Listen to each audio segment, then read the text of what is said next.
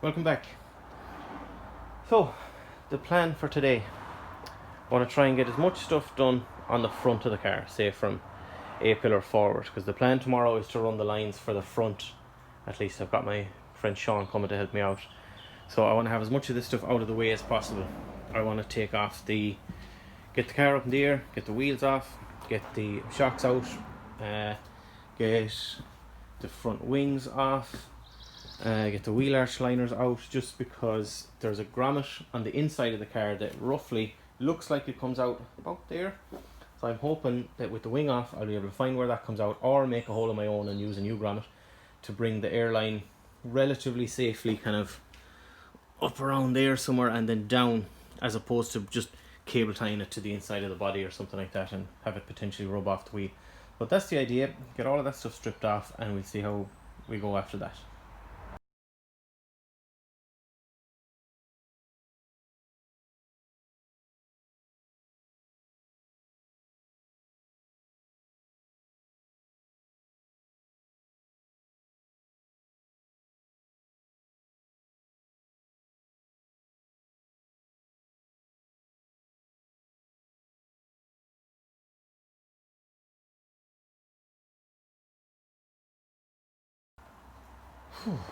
Right, that was a bit more of a pain in the hole than I than I remembered, to be honest. It's like 3 or more years since I stripped this when it got painted that time.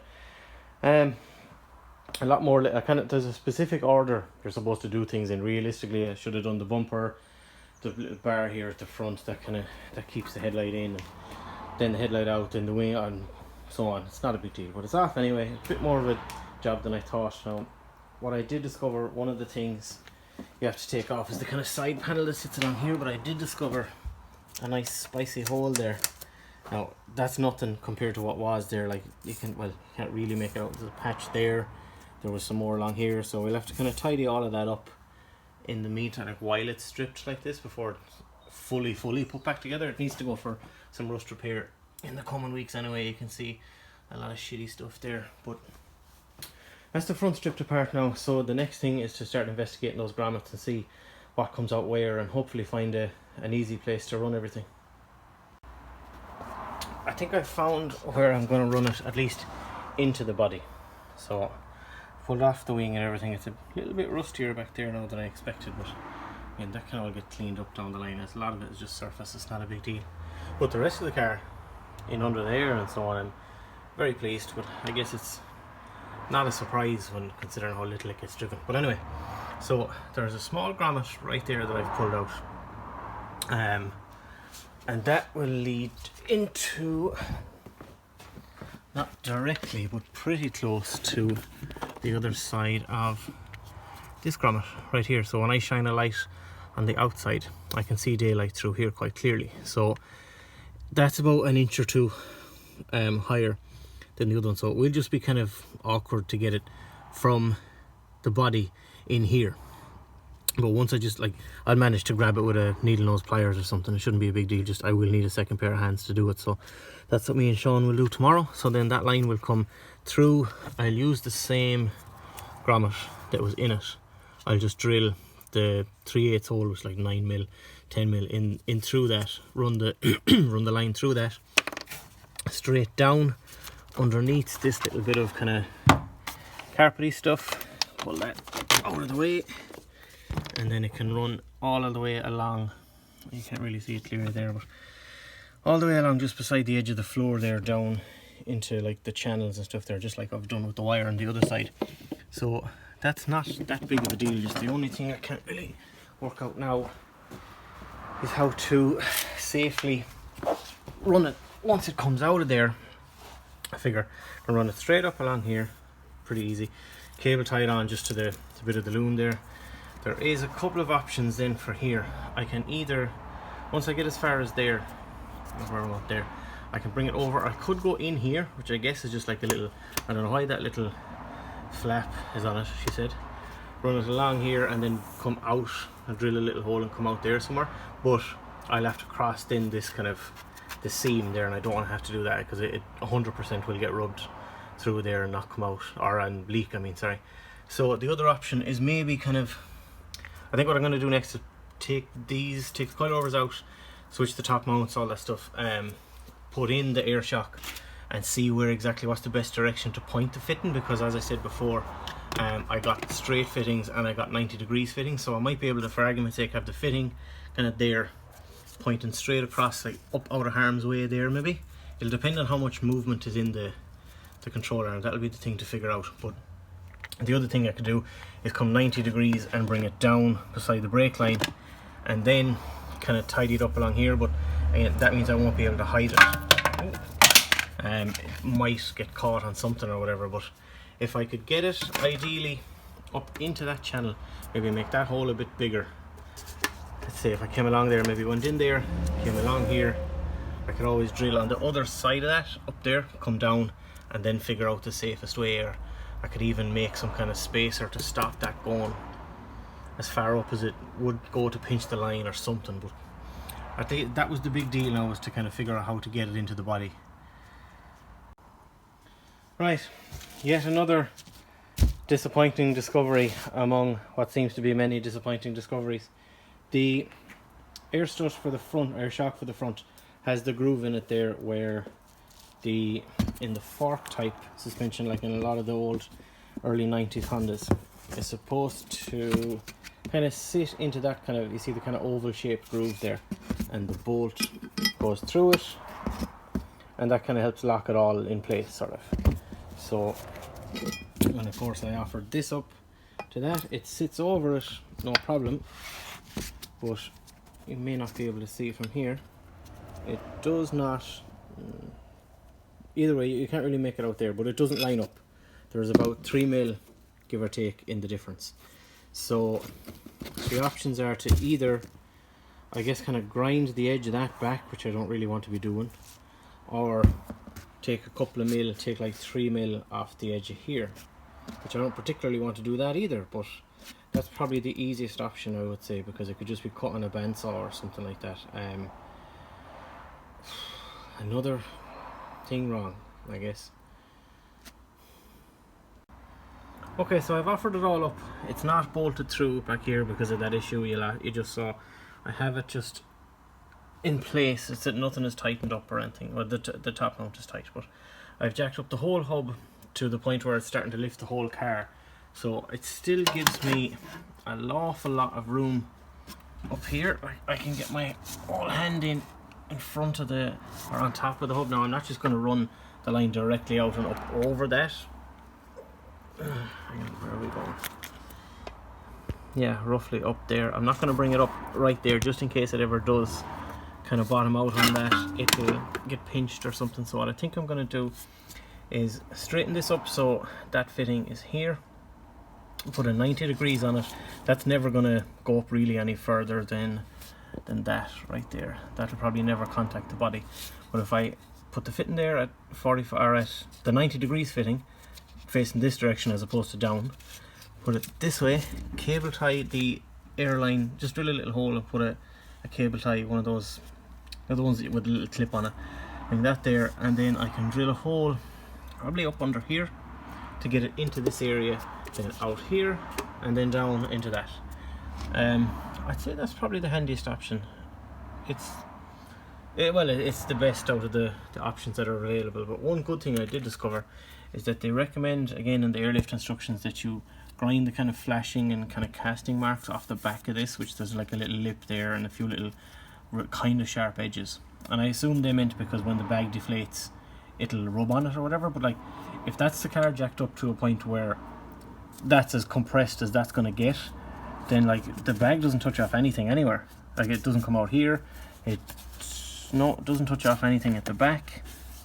I guess it depends ever so slightly on the orientation of the bag anyway, like, but it also recommends that you trim the few mil off that edge there, but off the edge of the upper control arm there, like I think they say you take 3 or 5 mil off that as well, but it doesn't look like I'm going to have to do that either. So the only thing I'll have to be careful of is when I rotate the bag enough to have the fitting centered, have it there where the bag is kind of squished up there, might ever so slightly pinch off the, I don't know if you can, yeah, off the edge of that bolt there. So I suppose I could always literally just well, I was going to say I could trim the bolt, but I could just pull them out and flip it so the head of the bolt is that side. Then again, it's all the same, I guess, really. I might just trim the last few threads off the bolt or something, but that wouldn't be an issue. But for now, I've kind of marked a rough line. I think, yeah, just there. I'm kind of in my own shadow here now. A rough line there of where the line can come down and over up into the body, roughly there. So I think I might leave it at that for today, because I'm kind of pissed off now about that. The bolt down here. I'll take this back out, twist it and see how that works out, but I'd say we'll be okay clearance wise. Okay, I've got everything lined up that needs to come with me down to Dara's place tomorrow, see what he can do with a lot of it. I shimmed the bolts there on the inside, and it keeps it nice and flush there. It should be fine. I don't really see any issues with it.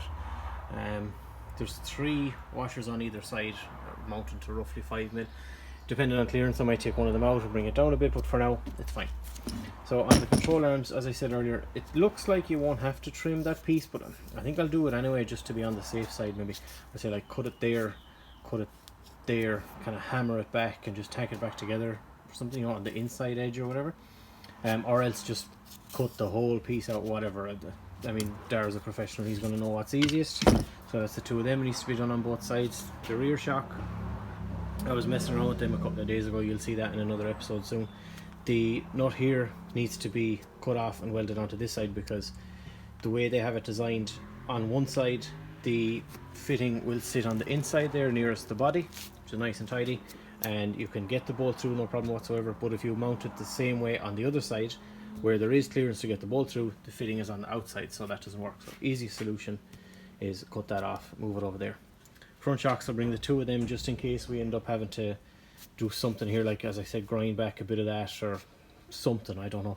And then finally the 2 shock forks. So I'm really hoping that the easiest option is to cut the few mil off there, but if they're cast, I don't know how easy they are to cut, to be honest. I don't know anything about that kind of thing, so that kind of decision will be left to Dara, whatever he thinks is easiest. But for now, throw everything in the car and bring them down to Dara's tomorrow. If he doesn't mind me filming a couple of things, I'll film a couple of things down there. If not, I'll just be back with everything cut up and hopefully ready to go back in the car. Okay, back from Dara's, and some good news. We decided not to bother cutting out that edge there. Just Dara reckoned give it a few too many weak points. The only other way you could do it is maybe plate off the bottom if you were to go that far.